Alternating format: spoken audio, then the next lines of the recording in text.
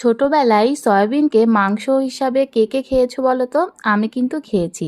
ছোটবেলায় বলবো না, একটু বড় পর্যন্ত আমি এই রেসিপিটাকে মাংস হিসাবে খেয়েছি। তবে মা ছোটবেলায় এই সয়াবিনটাকে পুরো মাংসের মতো পেঁয়াজ রসুন দিয়ে কষিয়ে করত। আমি অবশ্য পেঁয়াজ রসুন দিয়েও পছন্দ করি, আবার নিরামিষভাবে রান্না করলেও বেশ খারাপ লাগে না। তবে তার জন্য সয়াবিনটাকে একটু ভালোভাবে সিদ্ধ করে ধুয়ে নিতে হয় বেশ অনেকবার।